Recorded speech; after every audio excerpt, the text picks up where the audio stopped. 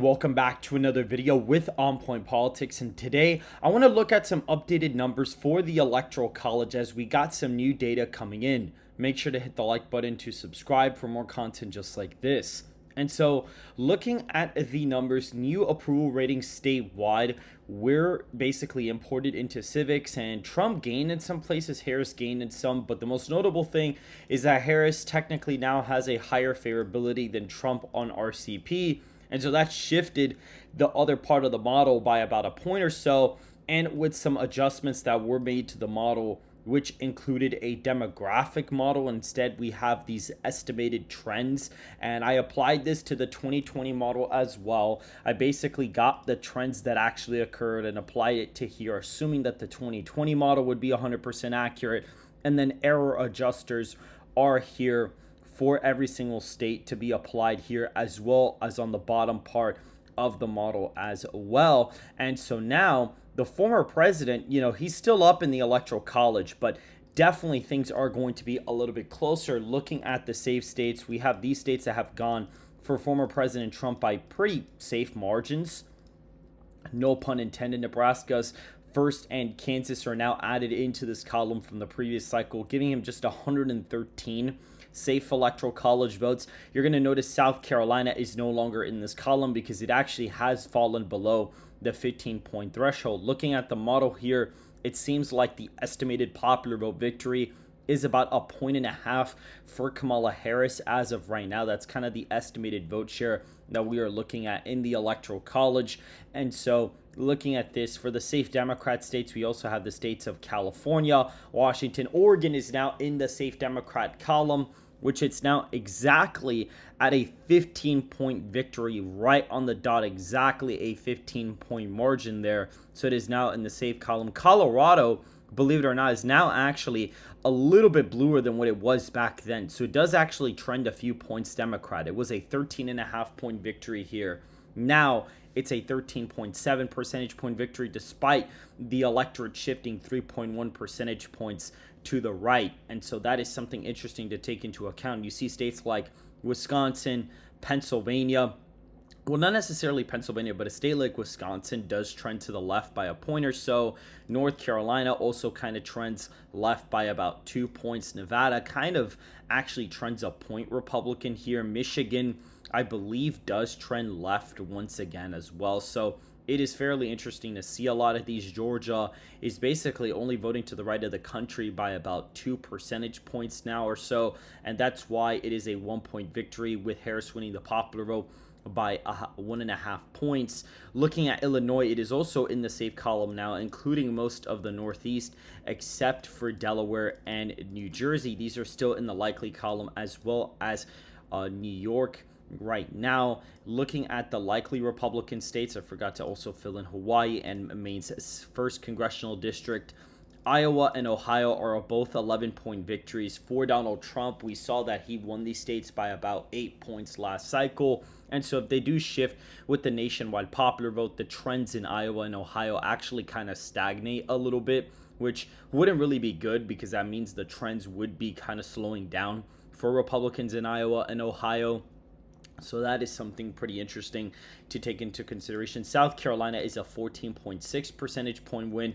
Maine's first is actually, if we actually look at it, it's actually all the way down at 8.5%. So it's only a point to the right of 2020. So it does actually trend about 2 points to the left, which is fascinating. Florida and Texas are both 7 and 8 point victories respectively. And the state of Alaska is actually an 11.2 percentage point win, showing that Alaska is going to trend about 2 points to the left, which is almost what I have about here. So that is pretty interesting as well. But that does give Trump 219 Electoral College votes in his likely states column. Now, looking, or likely and safe state column, looking at New Mexico, that is going to be in the likely Democrat column, but it is merely only at a 6-point victory for Kamala Harris. Virginia in the forecast is an 8.3 percentage point win for Harris. New Hampshire is a 5.8 percentage point victory. So it is now in the likely Democrat column, as well as Maine at large, now being a 5.9 percentage point victory. And Minnesota is now in the likely Democrat column at 5.2%. with Harris gaining in the favorability metrics, this is kind of boosting her numbers here quite a bit, so it is kind of helping her out in some of these deep blue states. Now she's only underperforming Biden by about a point or two in some of these states, so that is something very interesting to take note of. They only shift about 1 or 2 points despite the nationwide popular vote shifting 3.1% to the right, so they do trend about a point left or two each, so that is fascinating to look at. And now we have this basically 6 major swing states basically alongside Nebraska second, which we can fill it in. It is a lean Democrat district. It has been redrawn to be slightly more Republican favorable, so it does technically move with the nationwide popular vote, so that is pretty interesting. So it doesn't really trend left or right, it's kind of just stagnant there, and Harris is at 226. And for the lean Republican states, we have the state of Georgia first. This is a state that Donald Trump did fairly well in, back in 2016 and lost in 2020. And right now he's only expected to win it by 1.1%. If we actually look at this, we can pull up here all of the data points here, which I think people are going to find pretty interesting. We can actually see that in this map here, we can actually check the partisan leanings of every single state in the forecast. So this is where every single state voted to the right of. For example, in Georgia, it voted 4 points to the right of the nation in the forecast, or at least in the actual election. And in 2016, the state actually voted to the right of the nation by a decent amount too. It actually voted to the right of the nation by about 7 points. And then in the election before that, if we go to 2012, believe it or not, we'll actually see here that Georgia was voting 11 points to the right of the nation. So every cycle, it moved 4 points to the left, then about 3 points. And then now, if that pattern were to continue, it would be around a 2-point shift. So that's why Donald Trump in this scenario is losing the popular vote by 1.5 points, but is still winning Georgia by about a point, because it does vote to the left or to the right of the nation by 2.5 to 3 points still. So the trend for Democrats is actually slowing down in Georgia. It was faster back in the early 2010s. It is slowing down, but the state could be in jeopardy for Donald Trump depending on what happens in the Atlanta suburbs. This is a place that really shifted to the left back in 2020. This is what basically gave Joe Biden the state. A lot of disaffected third party and African-American voters due to the BLM riots basically turned out for Joe Biden. And this is kind of how you had this major victory in the Electoral College here for Joe Biden in the state of Georgia. And so now we are going to be putting that in the lean column. North Carolina, the same thing. It does go in the lean column. It is, voting to the right of the nation by 5.9% in 2012. In 2016, it voted to the right of the nation by 5.8%. And then in 2020, it voted to the right of the nation by 5.8% as well. So it's a really stagnant process there, but it is voting about 3 points to the right of the nation now or so, maybe a little bit more than that, maybe like 3.3%.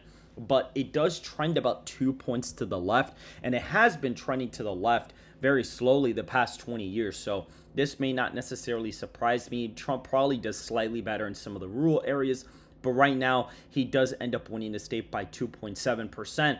However, regardless of how much ground the former president has lost since his projected victories in Minnesota, New Mexico, Virginia, New Hampshire, and Maine against Biden, he is still very short of winning 270, and Pennsylvania would actually do it for him in his forecast. He would get 270 electoral votes, winning Pennsylvania by 1.9%.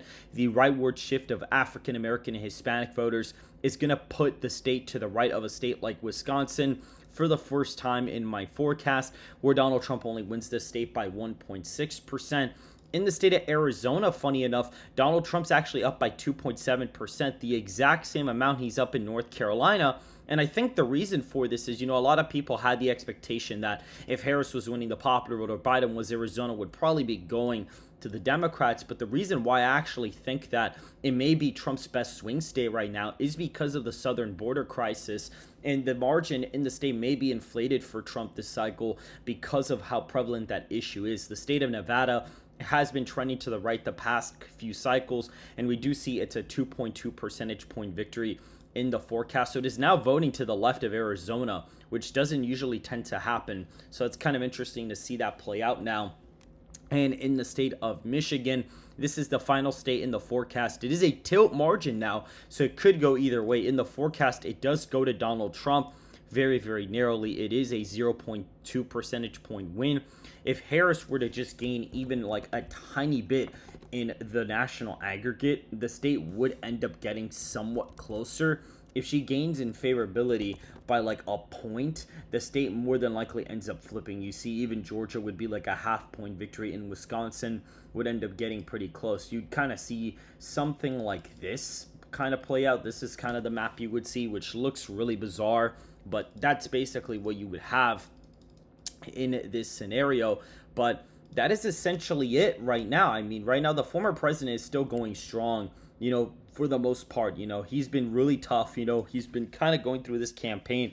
And Harris is surging. I mean, there's no question about it. Now, is some of the data inflating her support? 100%. If you look at the samples, it is really sketchy, some of the, polling results. However, the former president is still losing ground to Harris. And, this is mainly due to Democrats coming home. If you notice, Donald Trump's actually gained in RCP in his raw vote share. It's just Kamala Harris picked up a bunch of other people that were probably going to vote third party. Kennedy at this point is becoming a non-factor in the race because his numbers have completely tanked to 3 to 4%. So that's basically it for this video, guys. Make sure to hit the like button to subscribe if you want more content just like this. And I will see you guys in the next video.